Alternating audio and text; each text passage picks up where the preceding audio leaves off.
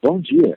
Sejam bem-vindos à teleconferência da Iven referente aos resultados do primeiro trimestre de 2021. Os slides da apresentação estão disponíveis na internet para download no endereço www.iven.com.br/ri. Gostaria agora de passar a palavra ao Sr. Carlos Wollenweber, CFO. Por favor, Sr. Carlos, pode prosseguir. Bom dia a todos. É um prazer apresentar os resultados operacionais e financeiros da Iven, que entregou números excepcionais nesse primeiro trimestre. Primeiramente, eu gostaria de passar pelos destaques do trimestre, no slide 2. Conforme apresentado no gráfico superior à esquerda, nós começamos o ano com um volume alto de lançamentos, totalizando 716 milhões de VGV, o percentual Iven, um crescimento de 650% em relação ao mesmo período do ano passado. As vendas líquidas, elas totalizaram 586 milhões, o percentual Iven, um crescimento de 129% em relação ao mesmo período de 2020. No gráfico ao lado direito, nós apresentamos nosso lucro líquido, que foi recorde nos últimos 5 anos, e totalizou 84 milhões, 130% de crescimento em relação ao primeiro trimestre de 2020 e representou um ROI anualizado de 18%. Nós estamos com uma posição de caixa extremamente sólida de 1,5 bi, o que nos possibilitou aprovarmos um pagamento extraordinário de dividendos de 116 milhões. Nós geramos nos últimos 12 meses 971 milhões de caixa operacional, sendo 226 milhões nesse trimestre. Também é impressionante a redução de 60% no volume de estoque concluído nos últimos 12 meses. Nosso estoque concluído totaliza 350 milhões e representa 18% do estoque total, demonstrado no gráfico inferior à direita do slide.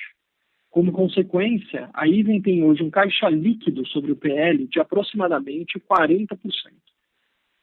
Passando para o slide 3, nós detalhamos os lançamentos do trimestre.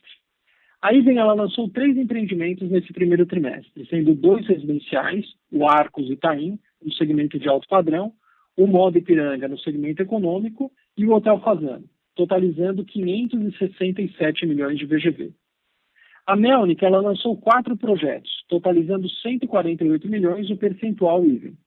Portanto, o VGV total lançado no TRI foi de 716 milhões, nosso percentual, um crescimento superior a 6 vezes o volume de lançamentos no primeiro TRI de 2020.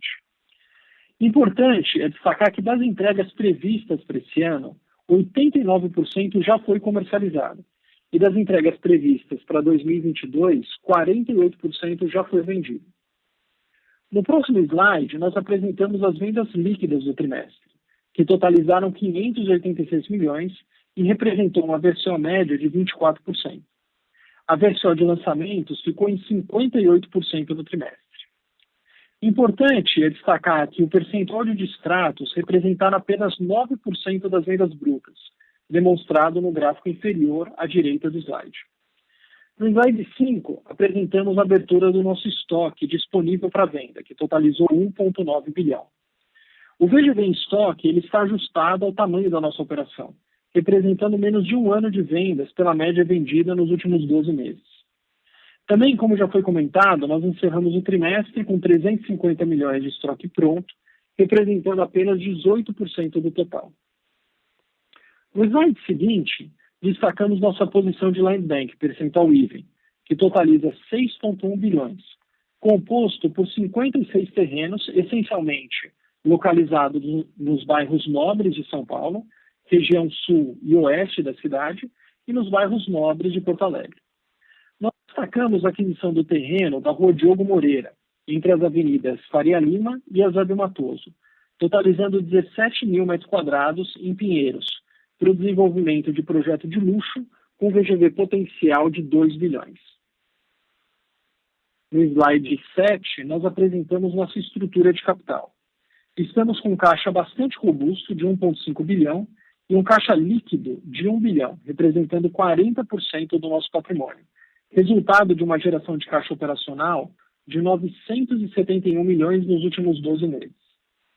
Importante destacar que essa geração de caixa operacional da Iven ela foi resultado de uma impressionante redução no volume de estoque concluído no balanço, corroborada pela venda do estoque do Rio de Janeiro para o fundo imobiliário e também pela venda do Hotel Fasano com recebimento à vista. Portanto, nós aprovamos na última AGO o pagamento de dividendos extraordinário de 116 milhões. No próximo slide, apresentamos os resultados econômicos do trimestre. Nós entregamos no trimestre uma receita líquida de 683 milhões, apresentado no gráfico à esquerda do slide. Nosso lucro bruto totalizou 190 milhões, crescimento de 62% em relação ao mesmo período de 2020. Como resultado, nosso lucro líquido foi de 84 milhões, representando uma margem líquida de 14% e um crescimento de 130% em relação ao primeiro TRI de 2020. Com isso, eu passo a palavra ao Leandro, CEO da Iven. Bom dia. Este foi um trimestre muito significativo para a empresa. Coincide com o final de um ciclo de planejamento estratégico que iniciou em 2015. Neste período, alteramos a forma de atuação da companhia. Nesse período, lançamos 23 projetos, 3,9 bi, onde tivemos resultados expressivos. Tivemos 5,2% de ganho de preço em relação ao preço planejado na aquisição do terreno e 16% de velocidade maior também ao planejamento na aquisição do terreno. As nossas métricas de planejamento e aquisição de terreno são margem VPL de 18%, com custo de capital de 10% e uma TIR de 25%. Porém, esses ótimos resultados dos lançamentos dos últimos anos vêm se misturando os números contábeis com as operações mais antigas, que apresentavam e apresentam uma margem menor, como a nossa operação no Rio de Janeiro, a construção dos empreendimentos que tinham sido lançados no período anterior e a venda do estoque proveniente de extratos que também apresentam uma margem bem inferior. Nesse trimestre, a contabilidade expressa melhor a nossa operação nos últimos anos, porque os impactos contábeis que mencionei acima estão menos relevantes após a venda dos estoques dos últimos 12 meses que o Carlos comentou, que a venda no trimestre anterior do estoque do Rio de Janeiro.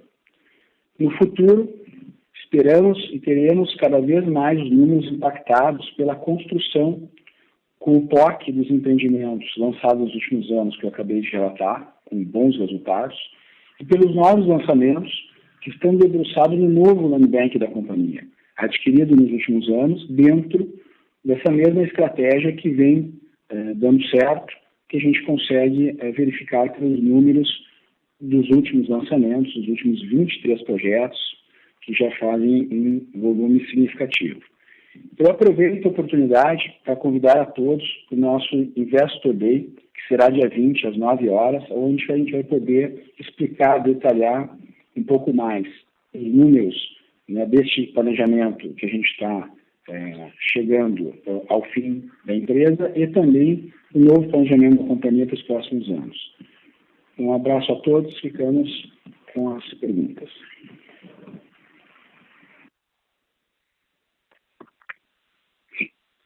Obrigado.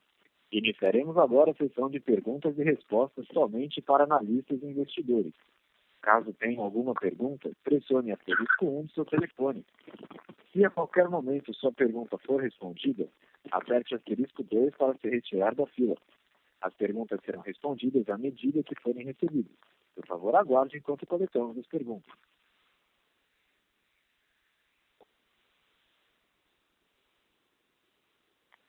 Nossa primeira pergunta vem de Igor, do Santander. Igor, se a linha está aberta, pode prosseguir.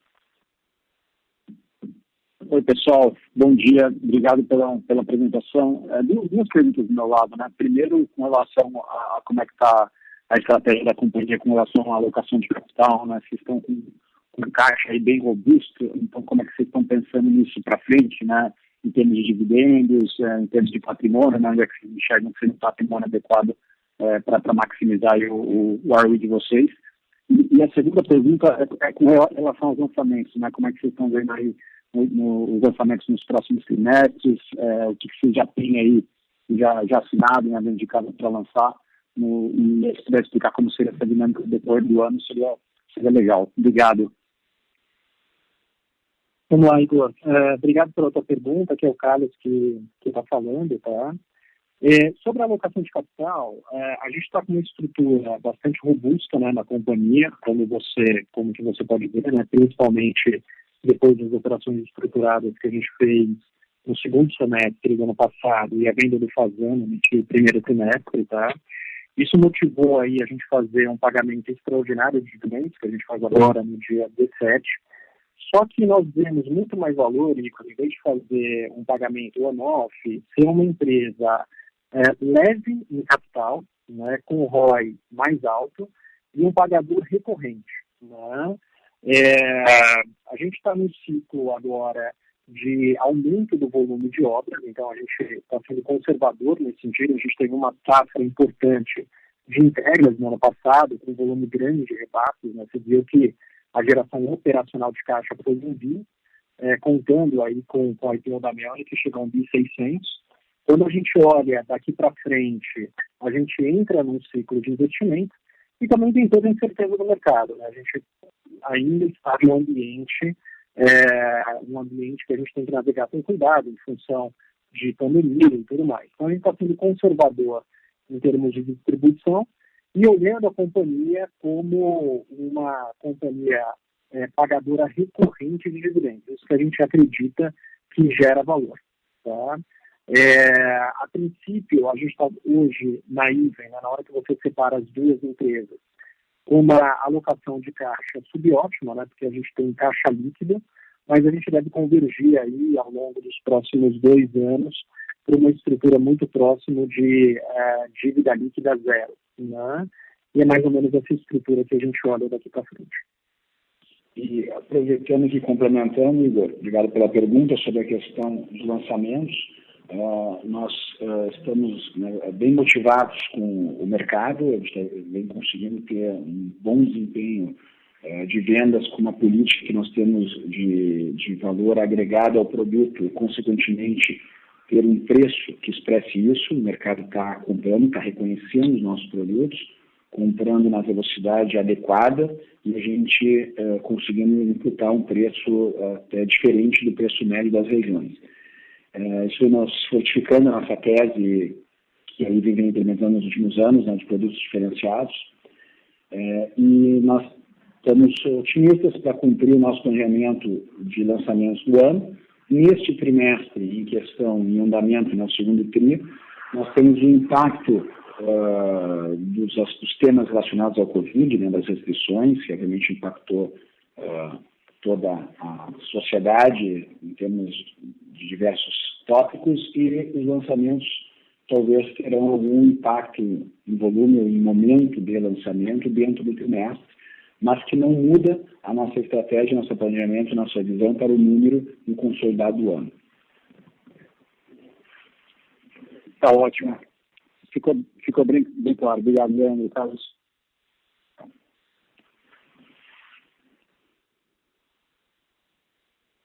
Nossa segunda pergunta vem de Thaís Alonso, do Citibank. Thaís, sua linha está aberta, pode prosseguir. Bom dia a todos. Eu queria que vocês comentassem um pouco sobre o projeto que vocês anunciaram com a JBSF e também sobre a linha de contingência, os números que passaram dentro dela. Muito obrigada.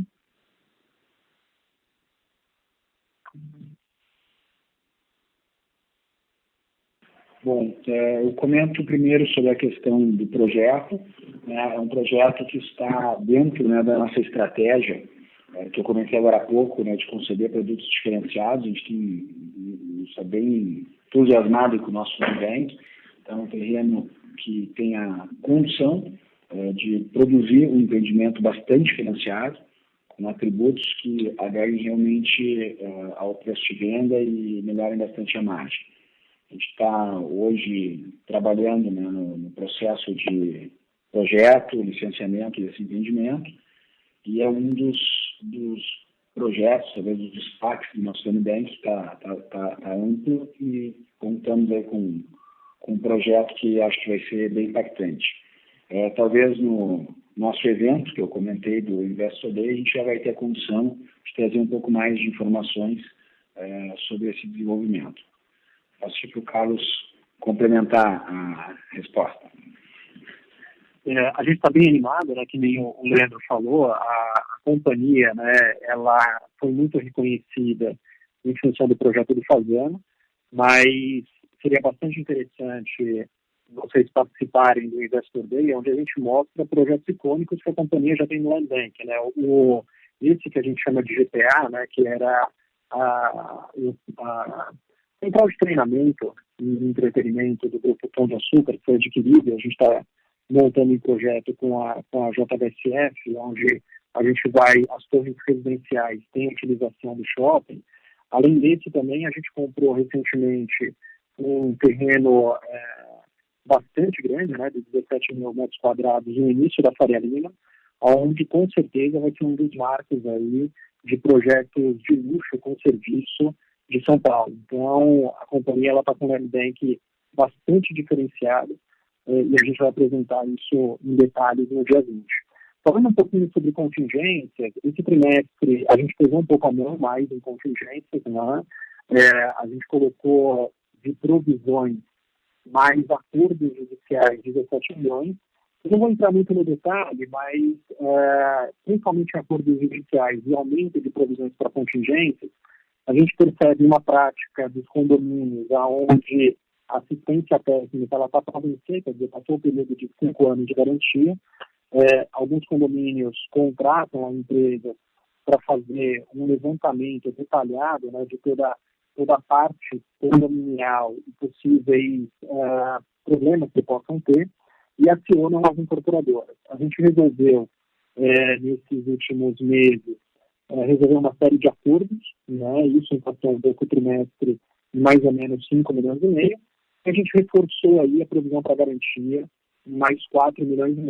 Né? A gente aproveitou o momento para reduzir a volatilidade no resultado quando a gente olha os trimestres para frente. Né? Então, foi basicamente isso a linha de contingência. Muito obrigada. Nossa próxima pergunta vem de Elvis Credendio, do BTG Pactual. Elvis, sua linha está aberta, pode prosseguir. Bom dia, Leandro, Carlos. Só na questão do land bank, né? Se puderem continuar explorando um pouco mais sobre a estratégia da IVE na Praça de São Paulo, né? Porque, como vocês já mencionaram, tem bastante coisa voltada ao segmento de alta renda. Queria entender se a estratégia da companhia daqui em diante é ter um ou mais grandes projetos por ano, assim, com VGV alto, focados em alta renda, como foi o caso do Fasano, agora com o Diogo, o Real Parque, e como isso deveria conversar, né, com a estratégia de alocação de capital da companhia, né, porque normalmente esses projetos com VGV altos, grandes, né, normalmente exigem terrenos grandes também que exigem caixa, né, então, portanto, como vocês acham que ficaria ali o percentual de dinheiro alocado nos terrenos, versus o percentual de permuta, e como vocês comparariam com o que vocês faziam no passado e como vocês vêm para frente? A minha segunda pergunta é com relação ao repasse de preço, né? Vocês mencionaram que está aumentando o preço dos empreendimentos e queria entender que vocês já estão avaliando subir o preço dos futuros projetos, né? Para, de certa forma, offsetar esse aumento de INCC, dado que, enfim, eles não se beneficiam como os projetos já em andamento da carteira redeada, né, com o INCC. E se esse é o caso, se vocês pretendem, né, subir preço, o que vocês acham que esse repasse poderia, como que a VSO conversaria com esses repasses de preço? Né? Vocês acham que a demanda ainda continua muito forte, que conseguiriam repassar e mesmo assim manter as VSOs? É isso. Obrigado. Elvis, obrigado pela pergunta. São duas coisas bem importantes, né? E tem muita informação para poder ter uma resposta sólida. Em relação ao Land Bank, primeiramente, a gente, vou dar um passo atrás para explicar com mais profundidade. A IVE, nesse reestruturação que eu mencionei, né, em planejamento estratégico que a gente botou em prática, nós definimos que nós vamos atuar muito na nossa zona de competência, onde a IVE realmente, nos últimos anos, acerta muito, e quando erra, é pequeno. E essa zona é o centro expandido de São Paulo, né? Um conjunto de bairros onde a gente domina bastante o conhecimento do mercado, nossa força de vendas é muito competente, também vou falar mais no evento. Então, todo o nosso Fund Bank está concentrado na região de São Paulo, e isso nos garante uma condição, acho que, ser mais assertivos. Deste Land Bank, nós temos esse propósito da empresa, que então ele está dentro de todos os nossos projetos, o desenvolvimento de produtos diferenciados. A gente pode mostrar vários projetos, embora a gente fale assim, muito do fazendo, que fica muito marcado, mas todos os projetos dos últimos lançamentos, eles vêm tendo uma diferenciação significativa em relação aos concorrentes da região. Então, por exemplo, este último lançamento que foi feito pela empresa, a gente teve um preço muito superior ao preço da região, né, com diferenciais como quadro de tênis coberta, que na região nós não tínhamos vendo produtos com esse tipo de qualidade. Por que eu trago esse tema? Porque o nosso Land Bank ele tem alguns projetos grandes que eles possibilitam, às vezes, IVs maiores, até mais icônicos, mas não é composto só por terrenos grandes. Nós temos, fizemos o fato relevante anterior de outra aquisição trimestre que foi significativa. Então, a gente vê nesses terrenos a condição de fazer produtos bastante diferenciados, mas isso é uma estratégia que percorre todos os nossos terrenos, todo o nosso Fund Bank, que está distribuído nessa região de atuação. Sobre a questão do consumo de caixa para essas aquisições, ele está numa visão um pouco também mais amplificada. Nós temos na empresa, não temos um guidance de lançamento de volume. Nós temos uma certeza que vamos buscar ser a empresa mais rentável do setor, e o volume que a gente lança é o que a gente se sente confortável em garantir em cada empreendimento uma alta assertividade.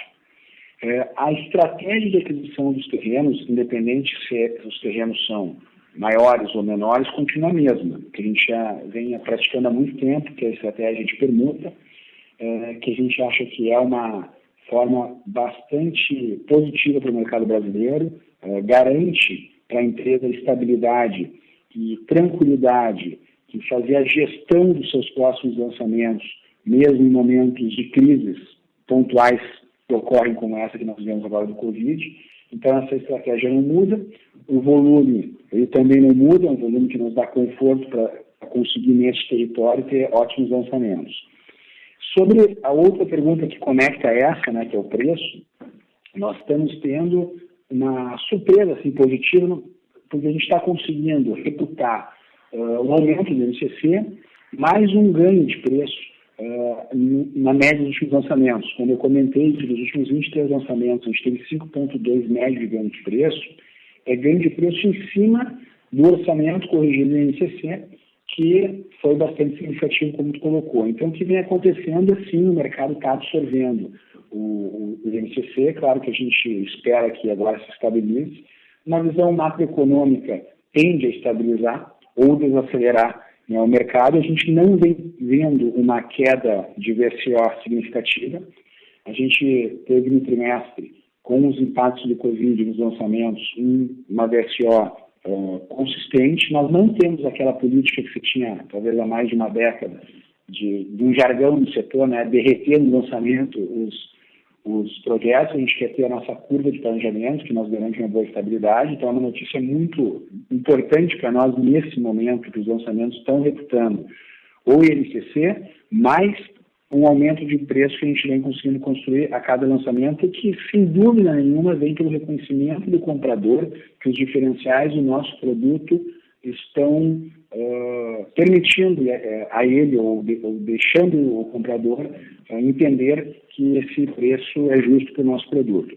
E um outro ponto que eu comentasse, que também eu trago aqui, porque ele faz parte de toda essa equação, é a inadimplência, que poderia ser outro receio do aumento do INCC na carteira. A inadimplência está nos seus menores patamares na história da empresa, estamos muito bem nesse quesito. Então, a gente também hoje não vem apresentando um outro problema que poderia ser um aumento de inadimplência fruto, né, desse descolamento do INCC de outros índices e principalmente do salário, da remuneração dos nossos compradores. Então, no atual momento, os impactos do INCC estão sendo absorvidos, todos os orçamentos corrigidos pelo INCC, obras futuras com a estrutura que a IVEN tem de reprecificação, de reorçamentação, a gente está num momento positivo, por incrível que pareça, né, por todo esse descolamento do índice. Claro que a gente continua atento, preocupado e trabalhando para mitigar algum problema que venha a existir. Perfeito, Leandro. Ficou bem claro. Obrigado. Bom dia. Legal. Nossa próxima pergunta vem da Aline Caldeira, do Bank of America. Aline, sua linha está aberta, pode prosseguir. Oi, pessoal. Bom dia. Obrigada por pegar minha pergunta. Eu queria ouvir um pouquinho de vocês sobre os desafios que vocês estão vendo na segunda onda do Covid. Então, são duas perguntas. Primeiro, se vocês estão tendo alguma dificuldade nas aprovações de projetos, vocês até comentaram no começo que isso pode ter algum impacto no segundo TRI. Então, se vocês puderem falar um pouco mais do que vocês estão vendo nesse sentido e até como está o pipeline. E segunda, do lado dos materiais, como tem sido o relacionamento de vocês com seus fornecedores, se vocês estão fazendo alguma antecipação de compra, se isso fizer sentido para vocês, e se vocês tiveram algum impacto na operação por causa do prazo de entrega estendido. Obrigada. Obrigado, Aline, pela pergunta. Vamos lá.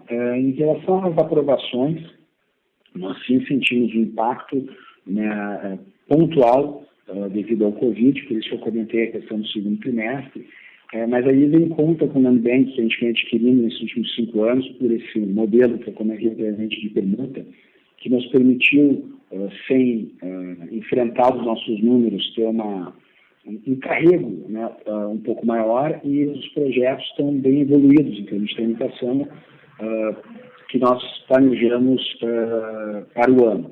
Então, a nossa leitura hoje é que a gente tem no segundo TRI, especificamente, não só pela tramitação, mas por o conjunto dos impactos, né, na sociedade dessa paralisação do Covid, tem a ver com o aquecimento, vamos dizer assim, um termo que a gente usa, né, dos novos lançamentos, que obviamente os plantões não abriram. Nós entendemos que o segundo TRI vai ter um impacto pontual, mas não teremos um impacto dentro do ano. Essa é a nossa leitura hoje. Em relação aos materiais e fornecedores, a gente tem trabalhado muito com a cadeia produtiva, e aí o benefício, né, que hoje a IVEN tem com outras companhias, em relação àquele período lá de 2007, que teve muito estouro de custo, nós temos um grande aprendizado. A IVEN hoje tem um número de canteiro de obras bem inferior ao que já teve, e uma equipe, né, interna, média, com muitos anos de casa, gerentes, diretores com mais de 10 anos, 15 anos de casa, que passamos por toda aquela aprendizado do estouro de custos, assim como a cadeia produtiva. Então, a gente vem trabalhando com força com esses parceiros. Em alguns casos, como tu comentaste, é possível fazer uma antecipação de compra, é possível ter força aos parceiros em conseguir mitigar um pouco desse tema. Então, assim, eu não estou, por estar preocupado, ter uma empresa preocupada com esse tipo de tema, trabalhar com seriedade os novos lançamentos, já prever todos esses aumentos de custos e outros que podem vir nos nossos orçamentos, a gente está tranquilo em relação a essa administração, exatamente pela preocupação interna que nós temos. Ou seja, a gente não é uma empresa que não está muito atenta a isso, mas tem muitas ferramentas de controle. E para complementar, talvez sendo um pouco repetitivo, o nosso nível de relacionamento com parceiros fornecedores é muito grande na IVEN. É uma questão que a IVEN tem uma tradição de manter uma relação relevante com fornecedores, em termos de parceria, o que ajuda nesses momentos, né, a gente conseguir contemplar esses temas. Perfeito, ficou claro. Muito obrigada. Lembrando a todos que para fazer perguntas basta digitar *1 do teclado do seu telefone. Mais uma vez, gostaria de lembrar aos senhores que para fazer perguntas basta digitar *1. Encerramos neste momento a sessão de perguntas e respostas. Gostaria de passar a palavra ao Sr. Carlos para as considerações finais. Eu queria agradecer novamente a participação de todos nessa teleconferência de resultados, reforçar que a gente vai apresentar o ciclo, né, do planejamento estratégico e detalhe do Land Bank e projetos no nosso Investor Day, agora no dia 20, com início às 9 da manhã. Então eu recomendo e a gente estende o convite. Seria muito bacana a participação de vocês todos também nesse evento. Vai ser bastante importante para entender no detalhe o planejamento e o novo ciclo da companhia. Obrigado a todos. A teleconferência da IVEN está encerrada. Agradecemos a participação de todos e tenham um bom dia.